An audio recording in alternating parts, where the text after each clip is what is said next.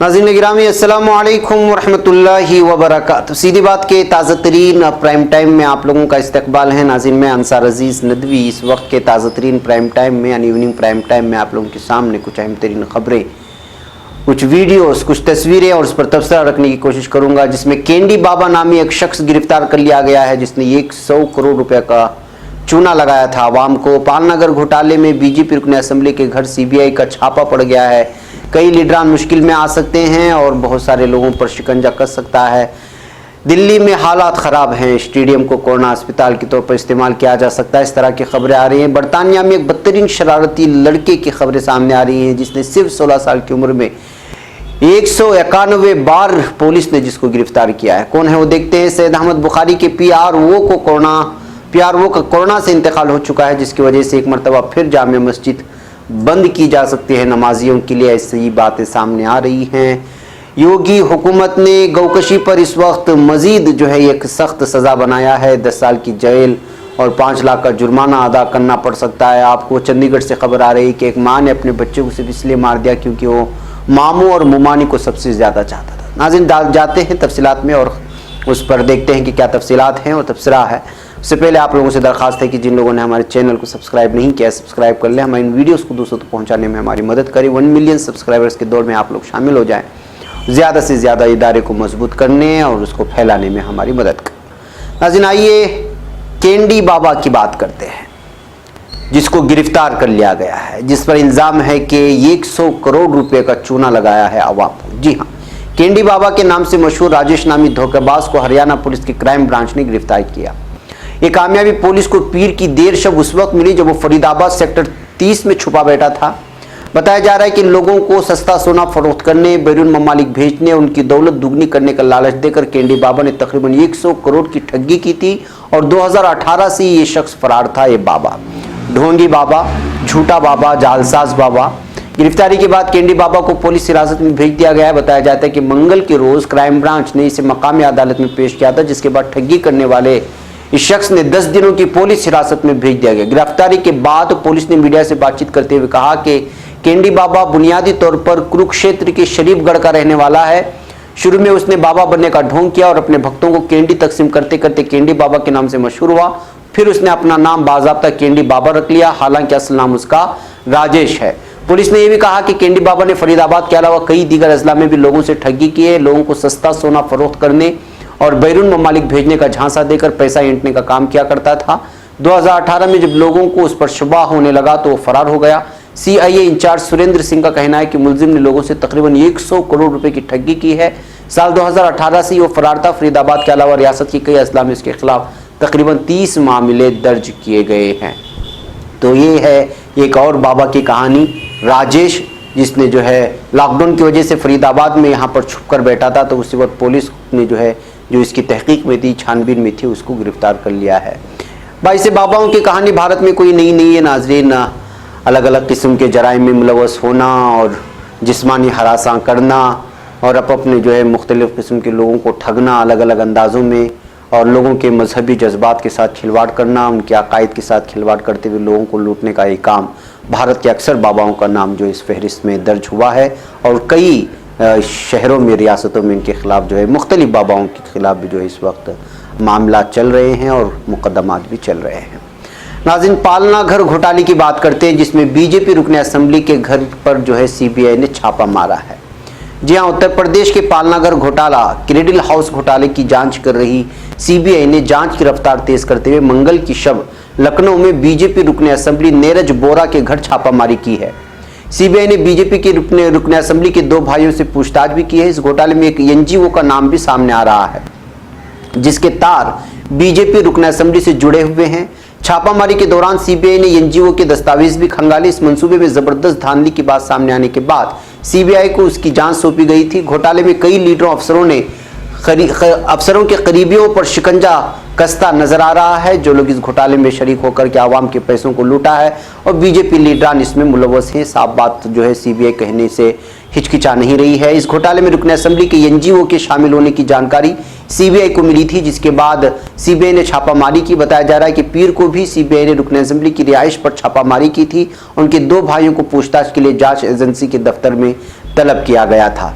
खबरों के मुताबिक इस घोटाले में 250 से ज्यादा एनजीओ का किरदार शुबहात के घेरे में है, जिसकी सीबीआई जांच कर रही है। काबिल जिक्र है कि पालना घर में मजदूरों को निशानजद करने के बाद उनकी पूरी फैमिली की तफसील लेकर महकमे मेहनत में रजिस्टर कराने के बाद 25 बच्चों को रखने का मंसूबा था। सीबीआई जांच में ये बात सामने आई थी कि कई एनजीओस ने पहले रजिस्टर्ड मजदूरों के बच्चों के नाम रजिस्टर पर दर्ज कर लिए थे, फिर उसके बाद ये धोखा देने का सिलसिला चल निकला है। नाज़रीन, जाहिर सी बात है कि बहुत सारे एनजीओस चलते हैं अलग अलग नामों से और अलग इससे उनसे सियासी राब्ते उससे बढ़ जाते हैं और एनजीओस के नाम पर बहुत ज़्यादा घोटाला भी होता है, आवाम को धोखा दिया जाता है। इस तरह की खबरें लगातार हिंदुस्तान की मुख्तलिफ रियासतों से आती रहती हैं। अब ये जो घोटाला जिसका सामने आपके सामने बयान किया जा रहा है उसमें बीजेपी अरकान असम्बली के मुलव्वस होने, उनके करीबी रिश्तेदारों के मुलव्वस होने की खबरें सामने आने के बाद इस वक्त ये खबरें सुर्खियां बटोर रही हैं। नाज़रीन, आइए दिल्ली चलते हैं। दिल्ली में इस वक्त कोरोना की वजह से बहुत ही बुरी हालत है, लगातार मरीजों की तादाद में इजाफा होता जा रहा है। लगातार बढ़ रहे मामले के पेश नज़र ज़रूरत पड़ने पर Pragati Maidan, Talkatora stadium, Tyagraj, Indira Gandhi indoor stadium, Jawaharlal Nehru stadium और ध्यानचंद नेशनल स्टेडियम वगैरह को मेकशिफ्ट अस्पताल की शक्ल में इस्तेमाल किया जाएगा। इस तरह की खबरें सामने आ रही हैं। लेफ्टिनेंट गवर्नर अनिल बैजल की सदारत में मंगल को स्टेट डिजास्टर मैनेजमेंट अथॉरिटी के साथ कोरोना इन्फेक्शन के ताल्लुक से आला सतही मीटिंग हुई थी, उसमें बात सामने लाई गई थी। मिस्टर बैजल ने मीटिंग में सलाह दी कि मुंबई, चेन्नई, बेंगलुरु वगैरह से सबक लेकर कोरोना इंतजाम के लिए दिल्ली में वायरस से निपटने के लिए बेहतर इंतजाम किए जाने की जरूरत है। डिविजनल कमिश्नर की क़यादत में एक कमेटी तश्कील दी गई जो बवक्त ज़रूरत इजाफी बेड्स के इम्कानात का पता लगाएगी। तो नाज़रीन, आप अंदाज़ा लगा सकते हैं कि अगर इतनी खुली जगह में इस वक्त बेड वगैरह बनाएं और कोविड-19 से मुतासरा मरीजों को रखने की बात की जा रही है तो आप दिल्ली में कोविड-19 के असर का अंदाज़ा लगा सकते हैं। नाज़रीन, आइए इस वक्त चलते हैं बरतानिया के ये कमसिन आदी मुजरिम के बारे में बात करते हैं। बरतानिया में एक कमसिन आदी मुजरिम ने बार बार जराइम के इर्तिकाब का आलमी रिकॉर्ड कायम किया, जिस पर उसे मकामी पुलिस और मीडिया में बदतरीन शरारती लड़का करार दिया गया है। एक रिपोर्ट के मुताबिक 16 साल मुजरिम की शनाख्त जाहिर नहीं की गई है, ताहम मकामी अखबार द सन के मुताबिक एक बरतानवी बच्चे ने कानूनी बुलूगत की उम्र को पहुंचने से पहले ही जराइम के इर्तिकाब के साबिक़ा तमाम रिकॉर्ड तोड़ डाले। मुलजिम को 16 साल की उम्र में 191 बार गिरफ्तार किया जा चुका है। ख्याल रहे कि बरतानिया में आईनी बुलूगत की उम्र 18 साल मुकर्रर है। अखबारी रिपोर्ट के मुताबिक कम उम्र मुजरिम को बार बार इसलिए रिहा किया जाता रहा है क्योंकि वो कानूनी तौर पर बुलूगत की उम्र को नहीं पहुंचा। पुलिस के आदाद शुमार से भी पता चलता है कि उसी इलाके के एक और बच्चे को पुलिस ने 17 साल की उम्र में 151 बार गिरफ्तार किया था। यह भी पाया गया है कि इसी पुलिस यूनिट ने 2 दीगर बच्चों को भी गिरफ्तार किया है, उनमें से एक को 85 बार और दूसरे को 65 बार गिरफ्तार किया गया था। मालूमात के मुताबिक केंट काउंटी में भी 4 बच्चे हैं, जिनमें से हर एक बच्चे को बचपन से ज्यादा बार बार मुख्तलिफ जराइम के इर्तिकाब के इल्ज़ाम में गिरफ्तार किया गया। उनमें एक ऐसा बच्चा भी शामिल था जब वो पहली बार गिरफ्तार हुआ तब उसकी उम्र 11 साल की थी। तो नाज़रीन, आप अंदाज़ा लगा सकते हैं कि जो है किस तरह इस वक्त जो है नाबालिग बच्चे भी जराइम में मुलव्वस होते जा रहे हैं और पुलिस अगर 191 बार उसको गिरफ्तार की है तो उसके जराइम किस तरह के होंगे और किस तरह की इसमें जो है वो मुलव्वस हुआ होगा, इस बात का आप अंदाज़ा लगा सकते हैं।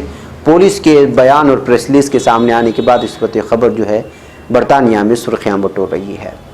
नाज़रीन, आइए चलते हैं दिल्ली की तारीख़ी जामे मस्जिद के बारे में बात करते हैं। यहाँ की मस्जिद के शाही इमाम सैयद अहमद बुखारी के PRO यानी राबिता आम्मा अफसर अमानुल्लाह का मंगल की देर रात कोरोना इन्फेक्शन की वजह से इंतकाल हो गया। इस खबर ने अवाम व खवास के दरमियान खौफ का माहौल पैदा कर दिया है और फिक्र इस बात को लेकर भी है कि अमानुल्लाह जामे मस्जिद वाक़ई दफ्तर में ही रहते थे और ऐसे माहौल में अवाम के लिए मस्जिद का दरवाज़ा खुला रखना ख़तरे से खाली नहीं। बहरानी हालात के पेश नज़र इस बात पर गौर किया जाने लगा है और उलमा हजरात आपस में मशवरा भी कर रहे हैं कि जामे मस्जिद ही नहीं दिल्ली की दीगर मसाजिद में भी आवाम के दाखिले पर पाबंदी लगाई जाए या नहीं, क्योंकि रियासत में कोरोना इन्फेक्शन के मामले लगातार बढ़ते ही जा रहे हैं। जहाँ तक अमानुल्लाह के इंतकाल की बात है, उनका सफदरजंग अस्पताल में इलाज चल रहा था। गुज़िश्ता हफ्ते कोरोना की अलामत नजर आने के बाद उन्हें अस्पताल में दाखिल कराया गया और कोरोना टेस्ट रिपोर्ट पॉजिटिव आने के बाद सैयद अहमद बुखारी उनके करीबी लोग काफ़ी फिक्रमंद भी थे।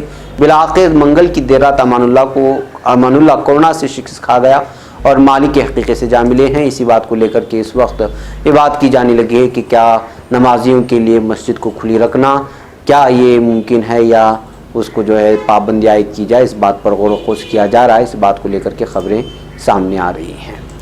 नाज़रीन, योगी हुकूमत ने गौकशी को लेकर के सख्त कानून नाफिज कर दिया है।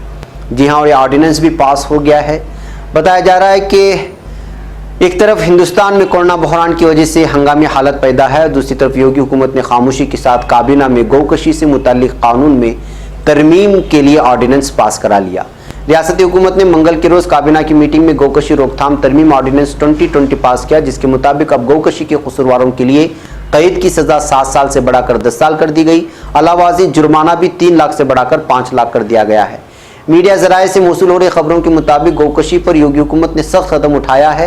ये भी फैसला किया गया कि गौकशी करने वालों के पोस्टर अवामी मकामात पर चस्पा किए जाएंगे ताकि लोग गौकशी से बाज आएं। हुकूमत का ये भी कहना है कि इसका मकसद गाय नस्ल के जानवरों की हिफाजत करना और गौकशी जैसे जराइम को पूरी तरह से रोकना है। बहरकैफ नाज़रीन, आपको तो मालूम है कि यूपी में जानवरों की इज्जत ज़्यादा है और अवाम की इज्जत बहुत कम है, और दलितों को जिस तरह से वहाँ निशाना बनाया जा रहा है और दीगर मज़ाहिब से ताल्लुक़ रखने वालों को उन पर जो जुल्म सितम इस वक्त है उस पर कोई बहस नहीं हो रही है। अलबत्ता जानवरों के हुकूक़ को लेकर के जो बात यहाँ पर सामने आ रही है वो आप लोगों के सामने है। नाज़रीन, आइए इस वक्त एक और खबर की जानिब बढ़ते हैं जो चंडीगढ़ से आई है, जहाँ दादा दादी को ज़्यादा पसंद करने की वजह से एक माँ अपने बेटे को मार देती है। जी हाँ, जो खबर आ रही है ये पंजाब के जालंधर नगर की है और जिस औरत ने कत्ल किया है उसकी शनाख्त कुलविंदर कौर की हैसियत से कर ली गई है, और जिस बेटे को उसने मारा है उसका नाम अर्शप्रीत बताया जा रहा है। बताया जा रहा है कि इस खातून का शोहर वो इटली में काम करता है और वो अपने सास ससुर के साथ यानी जो है बच्चे के दादा दादी के साथ रह रही थी। इस बीच में दादा दादी के साथ अर्शप्रीत का जो है बहुत ज़्यादा लगाव हो गया।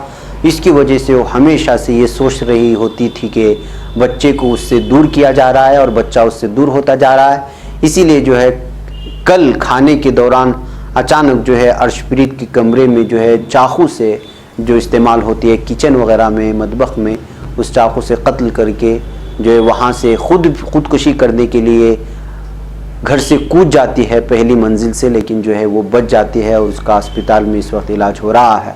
तो आप नाज़रीन अंदाज़ा लगा सकते हैं कि किस किस तरह के वारदात पेश आ रही हैं कि जो है माँ खुद अपने बच्चे को सिर्फ दादा दादी की ज़्यादा चाहने और उससे ज़्यादा उनको जो है क़रीब होने की वजह से मार देती है।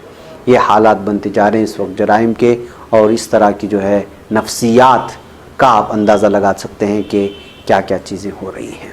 नाज़रीन, एक वीडियो आपको आखिर में दिखा करके मैं आप लोगों से इजाज़त लेता हूँ। डॉक्टरों के सिलसिले में अक्सर कहा जा रहा है कि वो जो है मरीज़ों के साथ नाइंसाफ़ी बरत रहे हैं, लेकिन तेलंगाना से ये एक वीडियो आ रही है जिसमें डॉक्टरों ने, जूनियर डॉक्टरों ने उनके साथ हो रही नाइंसाफ़ी और उनके साथ एक मरीज़ के अहले खाना ने जब मारपीट किया, उनके साथ रवैया सही नहीं रखा, तो यहाँ के एक हस्पताल की जूनियर जितने भी डॉक्टर हैं वो आज निकल करके पूरी तरह से जो है रास्ते में एहतजाज किया और मुकम्मल तौर पर एहतजाज करने के लिए रास्ते पर निकल करके आए थे। ये तेलंगाना के एक इलाके से ख़बरें आ रही हैं, वीडियो वायरल हो रही है कि जो है हुकूक़ को, डॉक्टरों के हुकूक़ के पामाली हो रही है। उनको जो कोविड-19 के लिए मुनासिब ड्रेसेस और पीपीई और दीगर चीज़ें जो होती हैं वो नहीं दी जा रही हैं, ना मास्क की फरावानी हो रही है, और साथ ही मरीज़ जो है वो डॉक्टरों के साथ मारपीट कर रहे हैं कहते हुए जूनियर डॉक्टरों ने आज एहतजाज किया है। उसका मंजर आप यहाँ पर